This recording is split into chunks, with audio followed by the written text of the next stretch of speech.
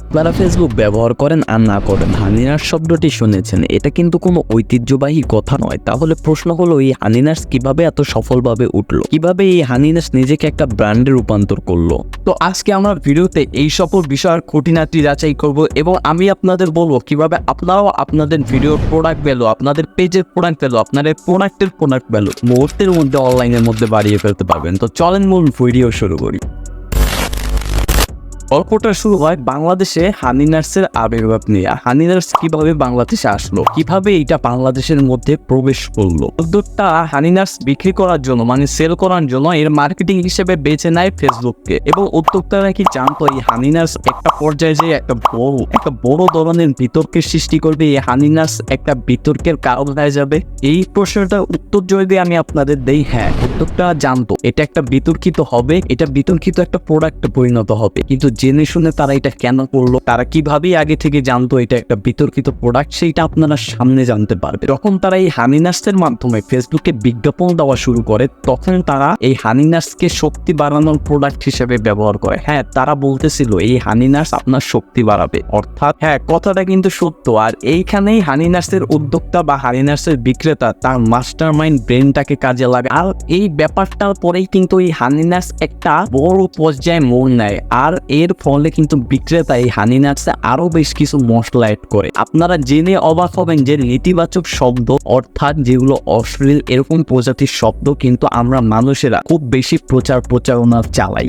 এইসব কথাবার্তায়, এইসব শব্দে কি পরিমাণ পাওয়ার, এনার্জি রয়েছে সেটা আপনি কখনো চিন্তাও করেন নাই, আপনার কল্পনাতেও এটা কখনো আসে নাই, যেটা আজকের ভিডিওতে আপনারা পুরাটা দেখলে বুঝতে পারবেন। মানুষ কিন্তু স্বভাবগতই নিষেধ করা জিনিস, তারপর যেটা নিষেধ করা হয়েছে এরকম ইতিবাচক যে শব্দগুলো আছে এগুলোর প্রতি বেশি আকৃষ্ট। আর এই হানিনার্সের উদ্যোক্তা তিনি কিন্তু এই ব্যাপারটাকেই নোটিস করে এই ব্যাপারটা তার মাস্টার মাইন্ড ব্রেনের দ্বারা মার্কেটিং এর ক্ষেত্রে কাজে লাগায়। আপনি যদি এবার আপনার চারপাশে চোখ কান ঘুরে যদি একটু নজর দেন, তাহলে কিন্তু আপনি দেখতে পাবেন মানুষ বর্তমানে এই হানিনার্স নিয়ে কিন্তু প্রচুর কথাবার্তা বলতেছে। উদাহরণস্বরূপ আমি যদি আপনাকে কিছু শব্দ বলি, তাহলে আপনি বুঝতে পারবেন। ধরেন আপনার বন্ধু আপনাকে দেখতে আসছে এবং তার হঠাৎ করে মনে হইল কি ভাইবা কি, সে আপনাকে বইলা ফেলবে তো শক্তি কর হানিনার্স। এখানে কিন্তু শেষ না, আপনি আরো কিছু উদাহরণ নেন, আমি আপনাদের বলতেছি। এখন আপনি আপনার দিকে তাকায় দেখেন, আপনার পরিচিত কেউ অসুস্থ, আপনি তাদের বলতেছেন ড্রাই ফ্রুট খাইতে, তাদেরকে বলতেছেন সকাল সকাল হানিনার্স খাবা তাহলে সুস্থ হয়ে যাবা। তো আপনি নিজেও কিন্তু বলতেছেন, আপনি একটু ভালো মতো চিন্তা ভাবনা করেন বলছেন কিনা দেখবেন আপনি হানিনার্সের কথা গত এক মাসে কতবার বলছেন, তাহলেই কিন্তু আপনি বুঝতে পারবেন। আর আপনি কি বুঝতে পারতেছেন এই জিনিসটা কেমন ভাবে আপনার ব্রেনের মধ্যে সেট করে দেওয়া হয়েছে। আর এই হানিনার্স যখন ধীরে ধীরে ট্রোল হওয়া শুরু হইলো, তখন বিক্রেতারা জায়গা বইচা কোপ মাইরে দিল। এর ভিতরে আরো কিছু মশলা অ্যাড করলো, যে মশলার ফলে তারা বলতে থাকলো এই হানিনার্সের ভিতরে শুধু বাদাম নাই, এটার ভিতরে এই ভিটামিন ওই ভিটামিন অনেক কিছু আছে, বাদামের উপকারিতা সম্পর্কে বলা শুরু করলো এবং বললো এইটা শুধু ওই কারণেই না, এইটা কিন্তু আপনার যত শারীরিক দুর্বলতা আছে, তারপর আপনার ব্রেনকে কার্যকর করার জন্য, আপনার রোগ প্রতিরোধ ক্ষমতা বাড়ানোর জন্য এই হানিনার্স ব্যবহার করতে পারেন। আপনি দেখতেছেন কোন জায়গা থেকে কোন জায়গায় মরে চলে গেল জিনিসটা কই ছিল, কই থেকে কই এসে পড়তেছে। আর আপনি শুনে অবাক হবেন এই হানিনার্স দ্বারা বর্তমানে কিন্তু ফেসবুকে প্রচুর পেজ দাঁড়ায় গেছে। বাট এই হানিনার্স সর্বপ্রথম চালু করেন মূলত ঘরের বাজার বিডি.com থেকে। তো সেইখান থেকে জামশেদ মজুমদার যিনি উদ্যোক্তা, তিনি কিন্তু এইটা চালু করেন। বাট এইটা এখন তার কাছে নাই, এইটা এখন পুরা ফেসবুক ভাইচে গেছে, যেই বাইরে সেই হানিনার্স দেওয়া শুরু করে, এই হানিনার্স ওই হানিনার্স। এইটার ভিতরে মাস্টার মাইন্ডের ইয়েটা কি আপনি বুঝতে পারতেছেন?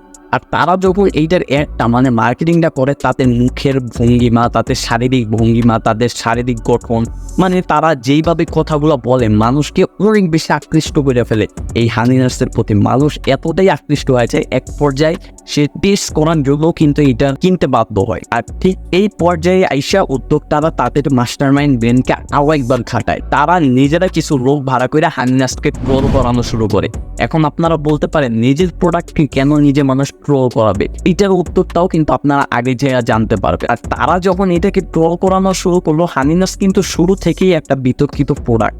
এটা ধীরে ধীরে আরো বিতর্কিত হইলো এবং তারা ট্রোল করানো যখন নিজের পকেটে টাকা খরচ করে ট্রোল করানো শুরু করলো, এটা মার্কেটিং আরো বৃদ্ধি পাইলো, এটা আরো বিতর্কে চলে গেল। এরপর উদ্যোক্তারা কি করলো, লাইভ আইসা তাদের হানি নার্সের ইমপ্রুভের কথা, তাদের হানি নার্সে কি কি সহযোগিতা মানে কি কি রয়েছে, কি কি মানুষ পাবে, ওইটার দ্বারা মানুষের উপকার কতটুকু, এগুলো সব যখন বলা শুরু করলো, এক পর্যায়ে এই হানি নার্সটা মানুষের মাথার ব্রেনে সেট হয়ে গেল। আর মানুষ এখন কিন্তু প্রচুর পরিমাণে এই হানি নার্স অর্ডার করতেছে। আর ঠিক এই পর্যায়ে আইসা তারা তাদের শেষ চাল চাইনা দিল। তারা এই হানি নার্সের জন্য আবারও টাকা খরচ করে রিভিউ নিলেন। তারা যখন রিভিউ ভালো ভালো দেওয়া শুরু করলো, তারা হানি নার্সকেও আরও ভালো প্রোডাক্টে রূপান্তর করলো। হানি নার্স কিন্তু প্রোডাক্টটা ভালো, তো তারা এটাকে আরও ইমপ্রুভ করে আরও ভালো করলো। যখন মানুষ এটাকে নিল, তখন দেখলো হ্যাঁ প্রোডাক্টটা তো খুবই ভালো, এই হানি নার্স কিন্তু উঠে গেল। তাহলে আপনি বুঝতে পারতেছেন কি পরিমাণ মাস্টার মাইন্ড ব্রেন্ডের দ্বারা এই হানি নার্সটাকে একটা ব্র্যান্ডে রূপান্তর করা হয়েছে। এই বিতর্কিত একটা যাত্রা থেকে আজকে এই হানি নার্স হয়ে গেল একটা ব্র্যান্ডেড প্রোডাক্ট। ঘরের বাজার বিডি হালাল ফুড সার্ভিস তারা যারা শুরু করছে তারা না, এখন থেকে যারা নতুনরাও শুরু করতেছে তারাও এই হানি নার্সের মাধ্যমে খুব সহজে জনপ্রিয়তা পেয়ে গেল, তাদের পেজও উঠে গেল, তাদের অনলাইন সার্ভিস ইনকামটাও বাইরে গেল। আর হানি নার্সের এই মার্কেটিংয়ের জন্য একটা বিতর্কিত মার্কেটিংয়ের যে প্রক্রিয়াটা শুরু করছিল এবং শেষে ভালো পর্যায়ে এসে শেষ করলো, এই মার্কেটিংটা কিন্তু পৃথিবীতে বহুত হয়েছে। এই মার্কেটিংটাকে বলা হয় negative marketing to normal marketing provide service. এই মার্কেটিংটার মাধ্যমে কিন্তু হানি নার্স খুব ভালো মতো উঠে যেতে পারলো। এখন কথা হইল, হানি নার্স একটা ছোট্ট পেজ থেকে কিভাবে এত বড় একটা পেজে রূপান্তর হইলো। হানি নার্সের পেজ ঘরের বাজার বিডি, তারপর হালাল ফুড সার্ভিস, এরা কিন্তু বর্তমানে একটা ব্র্যান্ডের মতো একটা ব্র্যান্ডে পরিণত হয়েছে। তো নেগেটিভ মাইন্ডটাকে কাজে লাগায় তারা যে ভালো কিছু কইরা দেখাইতে পারছে, মানে নেগেটিভকে কাজে লাগায় আপনারা যে ভালো কিছু কইরা দেখতে পারবেন, এইটাই কিন্তু আজকের এই ঘটনা থেকে আপনারা বুঝতে পারলেন। আমি জানি না এই ঘটনা আপনারা কি বুঝছেন কি বুঝেন নাই, আমি তারপর আপনাদের সারসংক্ষেপে কিছু সামারাইজ করে দিতে চাই। এই হানি নার্সের মাধ্যমে এটা কিন্তু নেগেটিভভাবে শুরু হয়েছিল, বাট তারা এটাকে পজিটিভে নিয়ে গেছে। তো আপনারাও যখন কোনো কিছুতে করতে পারতেছেন না, পেজে করতে পারতেছেন না, আপনাদের পেজে মাঝে মধ্যে খারাপ কমেন্ট অনেক কিছুই আসে, তো সেই কমেন্টটাকে কাজে লাগায় নেগেটিভ থেকে পজিটিভে কীভাবে নেওয়া যাইতে হয়, এই দায়িত্বটা আপনার।